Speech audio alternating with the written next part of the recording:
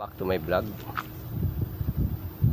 Sa ngayon mga kabakal ay hindi ako pumasok dahil sobrang sakit ng ulo ko, ay nagpahinga muna ako.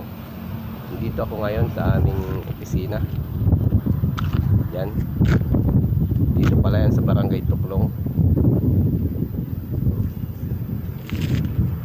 Ayan, meron doong mga truck.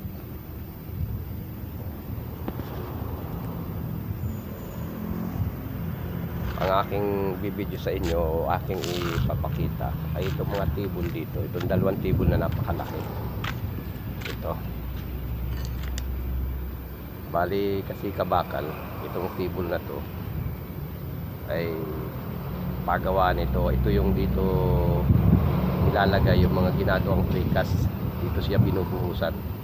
Dito siya babakalan. Dito siya pupormahan. Kung ano yung pinagagawang precast, mag-RC wall man siya o anumang klase siyang precast. Kung napapansin nyo sa building, di ba, may kita nyo mga kinaklading lang na konkreto buo na. Ito yun, dito yung ginagawa.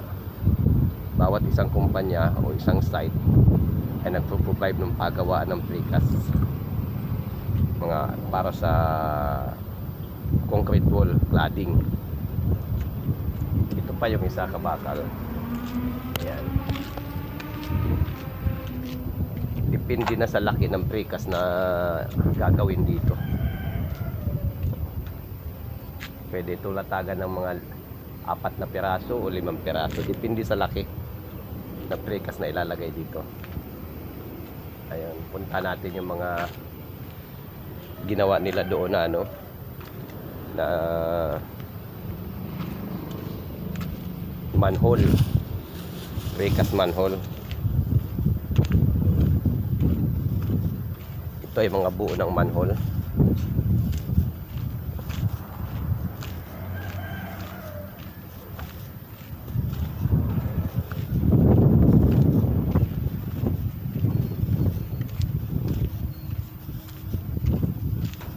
Pakita ko sa inyo yung mga malalaking manhole dito para sa mga pinaka main line ng drainage. Oh. Ito yung kabakal. Ayan. Ito dalawa, ito magkaasawa ito. May saklob ito rito. Pagpapatungin yan, maaring isa doon kasawa yan ito. Papatungin yan. Ito baka ito mag-asawa itong dalawang ito. Ito. Napapansin nyo yung dalawa na yan. Kapatong siya. Pagsasaklubin yan, yan yung pinaka main manhole natin. Kasi dito masyadong mababa yung lupa, kaya malalaki yung ginagawa nilang manhole. Tulad nito, ayan oh. Ito, may forma, kagagawa lang. Ayan, nakita nyo. Ayan, ang dami oh.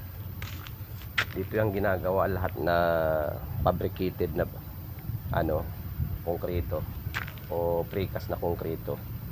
Dito ginagawa.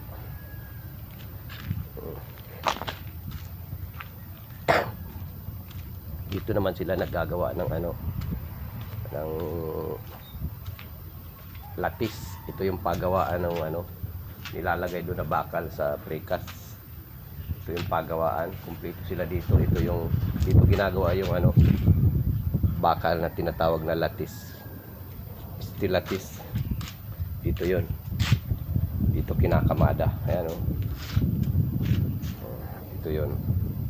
Yan isasabit yung mga bakal na ilalagay doon sa precast. Dito, ayan, kabilaan. Kaya nga pala kung dumaan ito sa inyong mga wall na aking binibidyo o i-upload, support naman guys sa aking kabakal channel, aking YouTube channel, Kabakal Vlog. At ako'y bago lang sa ganitong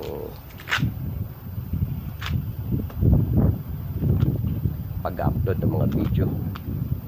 Maraming salamat. At sa mga nag-subscribe sa akin, nagtitiwala at sumusuporta, maraming salamat.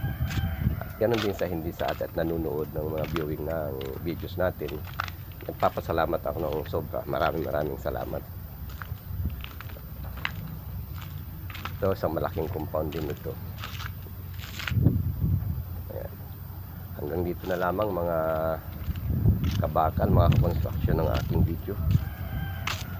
At God bless sa ating lahat. At mag-ingat tayo sa lahat ng oras para sa ating sarili. Bye bye.